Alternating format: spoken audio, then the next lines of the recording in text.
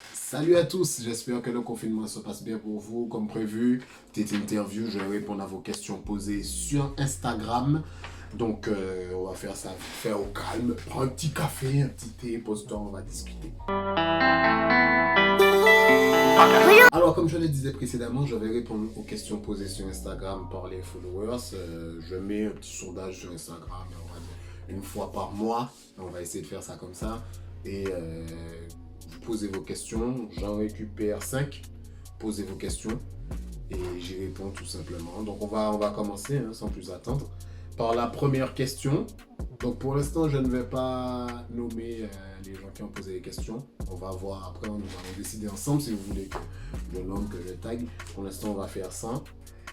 Donc, première question, l'évolution de la caricature dans le stand-up, peut-on tout dire? Alors, peut-on tout dire? À mon avis, non. On va quand même rester lucide. On ne peut pas aborder tous les sujets sur scène en France. Est-ce que c'est une bonne chose ou pas? Mon avis est partagé dessus, puisque comme vous le savez, moi, ma ligne est la suivante. Si il y a des choses qui peuvent être dites, qui ont ne serait-ce qu'une chance de blesser, si on peut s'en passer, ben, on s'en passe, tu vois. Donc, après avoir eu cette discussion-là avec plusieurs personnes, les gens me disent oui, mais à ce moment-là, ça fait qu'on ne peut pas dire grand-chose, ça limite le nombre de sujets abordés. En vrai, non, ça ne limite rien du tout. Certes, il est plus facile de faire rire avec des sujets controversés. Parce qu'il y a un petit rire coupable qui s'installe dans un premier temps. Et puis il y a un petit côté taquin. Donc c'est vrai que il y a de fortes chances de succès avec ça. Mais comme je dis, s'il y a ne serait-ce que la moindre chance que quelqu'un soit blessé par le sujet abordé ou les propos, je pense qu'on devrait s'en passer. Le problème, c'est que la façon dont le message peut être perçu, elle varie en fonction de la personne qui reçoit le message. C'est-à-dire que, j'aime bien dire ça, quand je suis responsable de ce que je dis, pas de ce que tu interprètes. Et laisser la liberté aux gens d'interpréter le message qu'on balance, c'est un peu dangereux. Donc si on peut limiter cette liberté d'interprétation en n'abordant pas des sujets propices à interprétation multiple, pourquoi pas? Puis on est là pour rire en fait. On n'est pas là pour faire une disserte ou pour. Tu vois ce que je veux te dire? Donc, personnellement, je pense que si on peut éviter, il vaut mieux éviter. Je me sens vraiment à l'aise dans tout ce qui est cheveux. Ta plus grande peur? Ma plus grande peur, je ne me suis jamais vraiment posé cette question. Mais ma plus grande peur, je crois que, comme pour beaucoup de personnes, c'est l'échec. Ne pas, ne pas atteindre les objectifs fixés. En plus, les objectifs fixés sont vagues. Ne pas atteindre les objectifs fixés, oui, je pense que c'est ça ma plus grande peur. À l'heure actuelle, parce que pendant que je dis ça, j'ai aussi quand même des flashs de ma maman, de la famille. Je pense que la séparation avec la famille, ouais, c'est quand même quelque chose qui, moi, mais d'un point de vue professionnel, on va dire l'échec. Ne pas atteindre les objectifs, c'est ça. C'est ce qu'il y a de bon dans le confinement. Alors, pourquoi n'es-tu pas invité aux événements et aux vidéos des autres artistes antillais? Je ne pense pas être le mieux placé pour répondre à cette question, hein, franchement.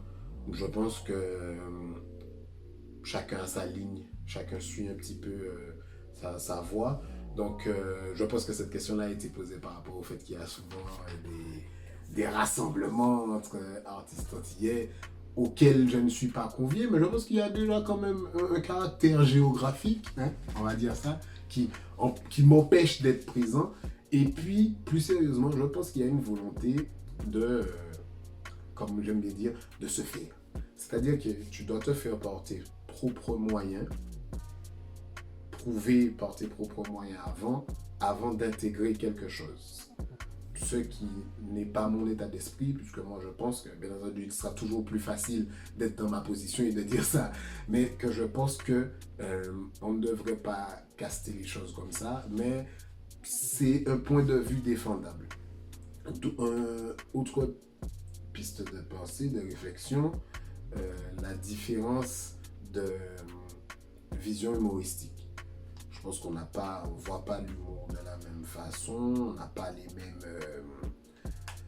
Ouais, tout simplement, on voit pas l'humour de la même façon, on ne rit pas des mêmes choses non plus, donc ça joue beaucoup.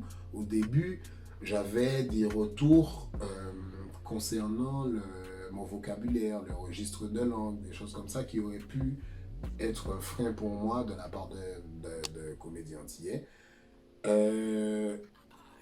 Je n'ai pas voulu changer de ligne puisque après tout c'est ma personne. D'accord, je n'incarne pas de personnage quand je fais les décryptages ou quoi que ce soit, tu vois, c'est ma personne. Donc je pense que ça aussi, du fait que ça dénote au niveau du style, dans l'écriture, tout ça, je pense que ça peut être un frein pour eux. Après, on ne peut pas nier la farouche volonté d'obstruire le passage au partage, d'accord? Il y a quand même une volonté de ne pas partager le travail de Mac Marcus, parce qu'ils sont au courant, les gens voient ce qui se passe. Mais il n'y a pas ce... Donc oui, c'est plus facile de le dire quand tu n'as que 10 cas. Mais c'est toi qui n'as rien, pourquoi on va venir te partager? Bien évidemment, bien évidemment. Mais il ne demeure pas moins vrai qu'il y a une volonté de ne pas partager. Donc, pour le bien, pour le pire, je sais pas, je ne sais pas ce que ça vaut, mais les faits sont les faits, tu vois. Donc, on fait avec et on s'y accommode. Ce qui est dommage, c'est que la communion, le travail partagé aurait été bénéfique à tout le monde, puisque nos communautés sont différentes. Tu vois, il y a d'une part quelque chose de très communautaire, légèrement ouvert, et d'autre part, mais je n'en veux à personne parce que, premièrement, si, bon, gateway, et deuxièmement, c'est peut-être pour le mieux. Parce que mon objectif n'est pas non plus de toucher le plus grand nombre au détriment de la qualité de mon travail. Et travailler avec des gens qui n'ont pas la même vision humoristique que toi, c'est un peu au détriment de ton travail, puisque tu fais des choses pour pouvoir manger le maximum de followers, tu vois. Ce qui était mon but au début, parce que je voulais manger un maximum de followers pour diffuser mon message de manière exponentielle, tu vois. Maintenant, je me contente, on va dire que je me contente de peu, mais on est 10 000 sur Instagram, 25 000 je crois sur Facebook. Il ne manque plus qu'à travailler YouTube, et puis voilà, tu vois. Le travail fera le reste, le travail, le talent, les shows, les trucs feront le reste, mais ce n'est plus l'objectif de courir après le buzz comme c'était au début, en fait. Et je ne me vois pas m'asseoir sur mon point de vue artistique dans le seul but d'accroître la communauté de personnes qui ne seront peut-être même pas en accord avec ce que je fais. C'est ça le risque aussi. Concernant la collaboration et les invitations des autres artistes antillais, je pense que ça s'articule autour de ça. Un passé commun qui, avec le temps, a un petit peu dégradé la qualité des relations, et une vision artistique différente et une cible différente.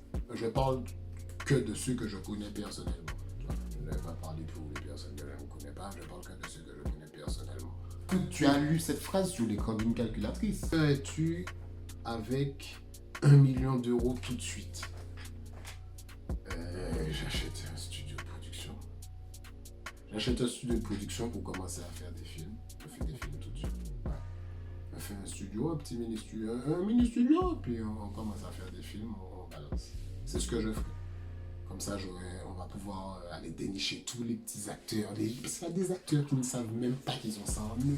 Il y a des gens que je rencontre au quotidien qui ont des capacités d'acting, qui pourraient avoir des rôles dans des films, dans des trucs. Ils ne le savent même pas parce que ce n'est pas une idée qui leur a effleuré l'esprit, ne serait-ce qu'une fois. Et ça, je trouve qu'on passe à côté d'une manne. C'est fou, c'est fou. Donc ça, oui, c'est ce que je ferai. Pour finir, la dernière question, ta plus grande fierté?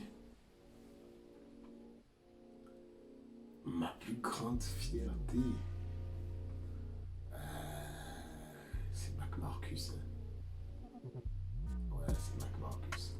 Il n'a pas encore fait grand chose, mais je trouve que sa capacité d'adaptation, moi je ne m'y attendais pas.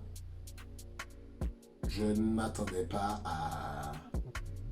à une telle ouverture en fait. Donc je suis content de ce que j'ai réalisé avec Marcus. Marcus m'a fait voyager. Marcus m'a envoyé, m'a emmené à Budapest. Là, on devait partir au Luxembourg, mais bon, coronavirus. Hein. Et ouais, c'est ça. C'est la réalisation du personnage. Ça, pour moi, à l'heure actuelle, c'est ce que j'ai fait. J'ai pétri la pâte et j'ai enduré. Donc, pour l'instant, c'est ça. Bon, voilà, la petite interview Insta touche à sa fin. J'espère avoir été suffisamment clair et ouvert sur les réponses données. Je vais revenir avec une date précise pour le prochain sondage. D'ici là, restez connectés. N'oubliez pas de passer sur le Tipeee dans le but d'accroître la qualité du travail. On reste connecté. Je vais faire une petite vidéo récap de tous les petits formats Crunchy là pour pouvoir balancer ça. Donc d'ici là, restez connectés. C'était Marcus. What up?